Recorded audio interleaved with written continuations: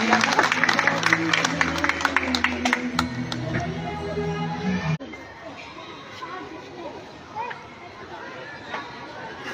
आप सभी का।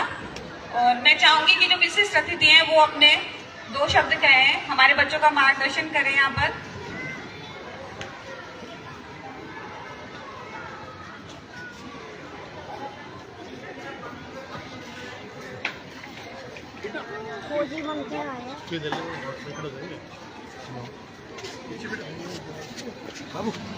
आजा आजा इधर आजा, पीछे चेयर पे बैठ।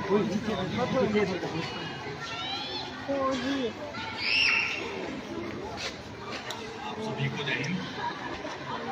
अरे वॉल्यूम को देखिए। हेलो हेलो, आप सभी को जय Hind.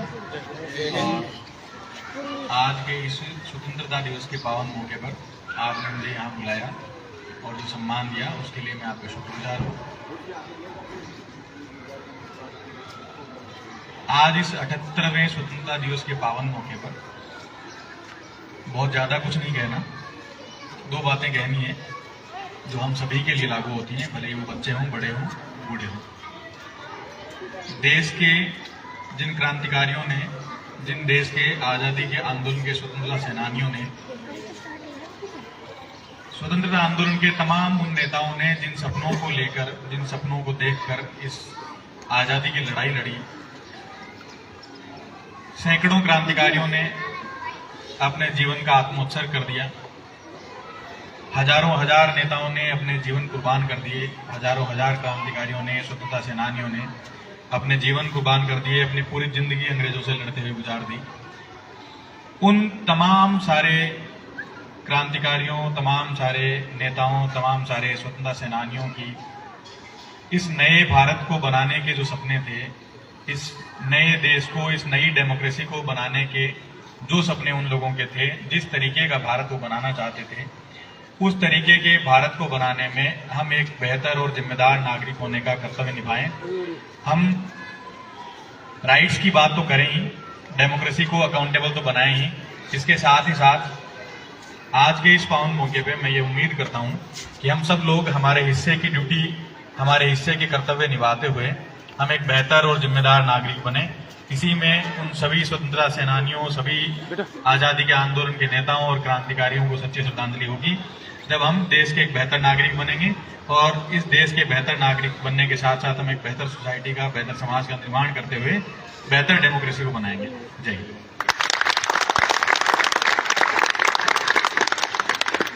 Thank you for that inspiring. As we celebrate this day, let us not forget the struggles and sacrifices of our freedom fighters. Now, I would like to invite Chaitanya Sharma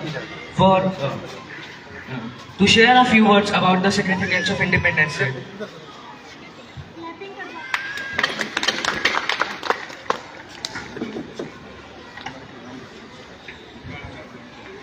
अरे खुद को ईश्वर कहते हो तो जल्दी अपना नाम बताओ। अरे खुद को ईश्वर कहते हो तो जल्दी अपना नाम बताओ। इतना सुनते ही माधव का धीरज पूरा डोल गया। तीनों लोग का स्वामी फिर बेहद गुस्से में बोल गया। अरे कान खोल के सुनो पाठ, मैं ही त्रेता का राम हूँ। अरे कान खोल के सुनो पाठ, मैं ही त्रेता का राम हूँ। कृष्ण मुझे सब कहते हैं, मैं द्वापर का घनश्याम हूँ। रूप कभी नारी का रखकर मैं ही केस बदलता हूँ। धर्म बचाने की खातिर मैं अनगित वेश बदलता हूँ। विष्णु जी का दशम रूप में परशुराम मतवाला हूँ। नाग कालिया के फन पे मैं मर्दन करने वाला हूँ। बाकासुर और महिषासुर को मैंने जिंदा गाड़ दिया। बाकासुर और महिषासुर को मैंने जिंदा गाड़ दिया। नरसिंह बन के धर्म के खातिर हिरण्यकश्यप को फाड़ दिया। नमस्कार, प्रणाम आप सभी को। मैं चैतिका शर्मा जब सभी के समक्ष भारत की ज्ञान, परंपरा, वैभव और उसके बारे में बताने जा रही हूँ। ये विषय मेरे मन के बहुत ही ज्यादा करीब है, आपके मन के भी करीब होगा।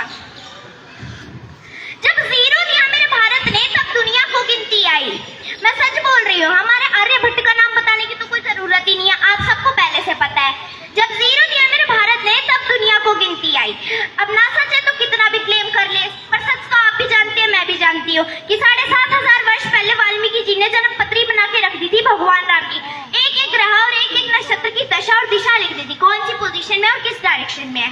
तो जब जीरो दिया मेरे भारत ने तब दुनिया को गिनती आई। तारों की भाषा भारत ने दुनिया को सबसे पहले सिखलाई। देता न दशमलव भारत तो यूं चांद पे जाना मुश्किल था।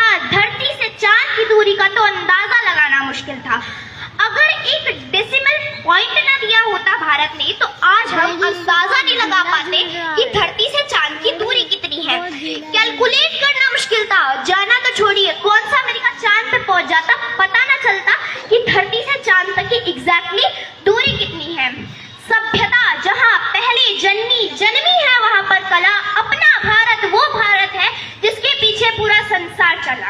हमारा भारत जिसके पीछे पूरा संसार चला। कुछ बुद्धिजीवी बरसों बरस काल में मंत्र फूकते रहे, बोले तुम्हारे पास तो कुछ कहने को ही नहीं था, तुम्हारे पास तो कुछ था ही नहीं, तुम्हें तो कुछ आता ही नहीं था। उन्हें नहीं पता कि हमारी दुनिया की सबसे पहली ऑर्गेनाइज पोएट्री जिसे आप कह सकते हैं वो है वाल्मीकि रामायण। किसने लिखी थी? वाल्मीकि जी ने लिखी थी। तो कैसे कह सकते हमारे पास कुछ था नहीं? साम वेद संगीत का सबसे पहला शास्त्र कहाँ लिखा गया था? भारत में लिखा गया था। कैसे कह सकते हमें कुछ नहीं आता था? मेघदूत मध्य प्रदेश में लिखा गया। किसने लिखा था? कालिदास जी ने लिखा था। तो आप हमें कैसे कह सकते हैं हमारे पास तो कुछ था ही नहीं? और वो हमें कहते थे कि हमें म्यूजिक नहीं आता, हम म्यूजिक ना देते गाना नहीं आता था, पोएट्री ना देते, लिटरेचर ना देते तो तुम्हें बोलना नहीं आता था, और अगर आर्किटेक्चर ना देते तो तुम्हारे पास तो कुछ था ही नहीं। और अगर आर्किटेक्चर की बात की जाए तो हमारे राजा भोज कहाँ रहा करते थे? राजमहल में रहते थे।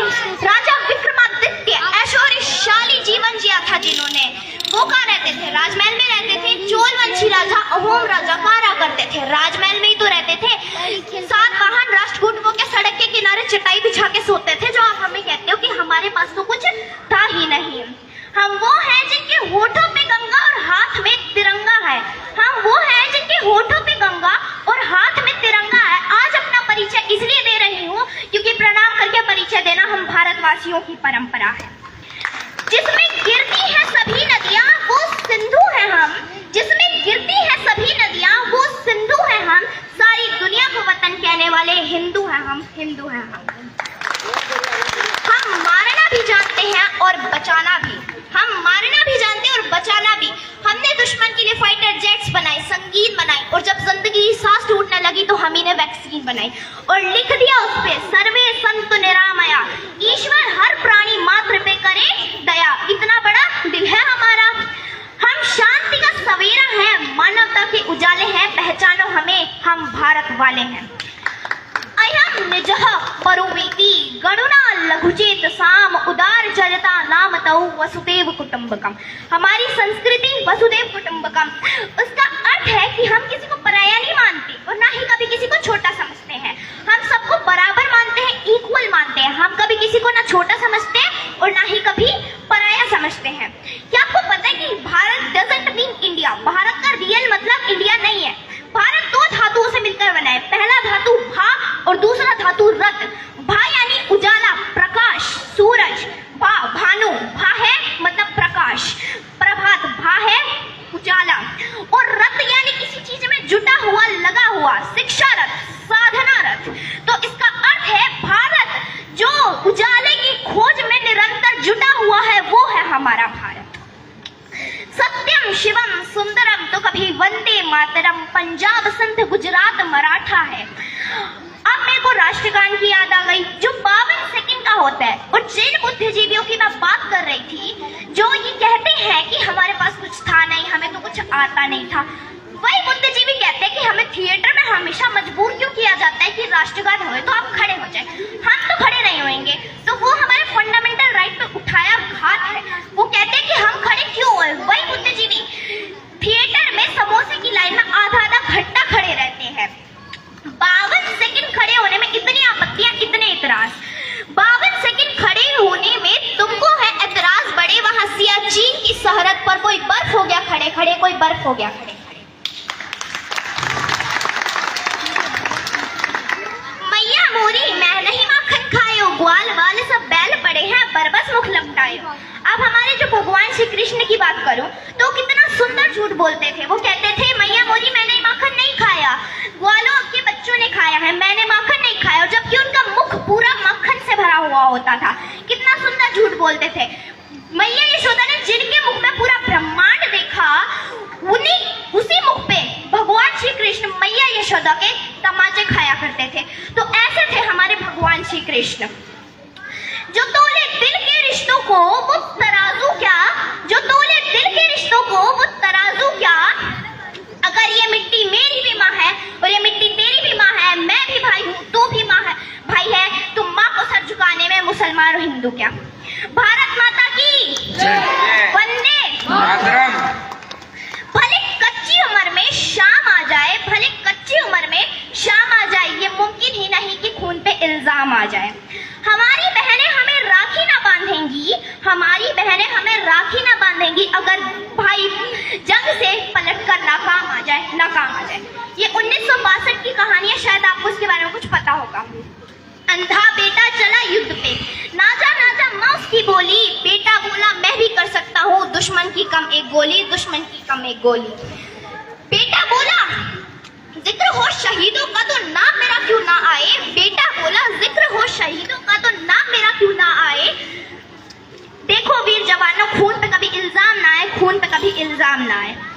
ओ देश मेरे तेरे शान पे सदके, कोई धन है कि तेरी धूल से बढ़ के, तेरी धूप से रोशन तेरी हवा पे जिंदा, तू बाग है मेरा मैं तेरा परिंदा। ये अर्ज है दीवाने की, कभी याद करे जो जमाना, माटी पे मर मिट जाना, जिक्र में शामिल हो मेरा नाम। हमारे बाबूजी हैं फौजी पर है बढ़ के मनमौजी, कहते थे बच्चे या तो तिरंगा लहरा के आना या तिरंगे में लिपट के आना। कह देना उनसे, मैंने भी उनकी बात रख ली, दुश्मनों सुन लो तुम्हारी गोलियां कम है हमारी छातियां ज्यादा। अब मैं आपको एक ऐसे देशभक्त के बारे में बताने जा रही हूँ जिनके बारे में आपको पहले से पता होगा। भगत सिंह को फांसी का हुक्म सुना दिया गया है और दो अंग्रेज सरकार के ऑफिसर्स आते हैं, रॉबर्ट और बारकर, और कहते हैं तुम बस एक माफीनामा लिख दो भगत, हम तुम्हें माफ कर देंगे। तुमने हॉल में बम फेंके या अभी तक जो कुछ भी किया है, हम वो सारी गलतियां तुम्हारी माफ कर देंगे। बस एक माफीनामा ही तो लिखना है, बस लिख दो, अंग्रेज सरकार से झुक जाओ। भगत मुस्कुराता है और सोचता है तेरी हैवानियत की है तो बस औकात इतनी है, बहाकर बेगुनाहों का लहू बस इतराना आता है, गुरूरे बेखबर ये बात तुझको कौन समझाए, वो सर कभी झुक ही नहीं सकता जिसे कटचाना आता है। अब भगत सिंह ने चिट्ठी लिखी और उसमें यह भी लिखा, मैं अंग्रेज सरकार से गुजारिश करता हूँ कि मुझे फांसी ना दी जाए, क्योंकि फांसी अपराधियों को दी जाती है और मैं क्रांतिकारी हूँ, मुझे बीच चौराहे खड़ा करके गोली से उड़ा दिया जाए। ये बोला भगत सिंह ने लिखा, पर अब उसको फांसी के वहां पर चढ़ा दिया गया। भगत सिंह ने फांसी का फंदा ऐसे चूमा, बहुत दीवानगी से चूमा और अपनी माँ को जाते जाते बोल के गए, तू न रो माँ, तू है भगत सिंह की माँ, तू न रो माँ, तू है भगत सिंह की माँ, मर के भी तेरा लाल मरेगा नहीं, घोड़ी पे चढ़ा के तो लाते हैं दुल्हन सभी पर, हंसते हंसते कोई फांसी चढ़ेगा नहीं। तो ये बोला था भगत सिंह ने। और अब मैं अपने शब्दों को विराम देती हूँ। धन्यवाद। भारत माता की, भारत माता की, भारत माता की। Thank you for that inspiring speech. Now let's